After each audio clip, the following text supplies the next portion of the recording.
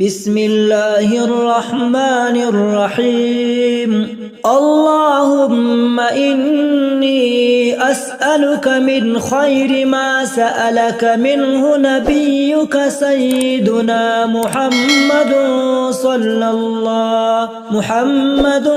صلى الله تعالى عليه وآله وسلم، وأعوذ بك من شر ما استعاذ منه نبيك سيدنا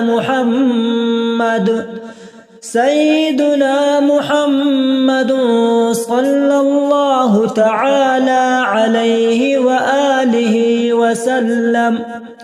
أنت المستعان وعليك البلاغ، ولا حول ولا قوة إلا بالله العلي العظيم. وسلام على المرسلين والحمد لله رب العالمين.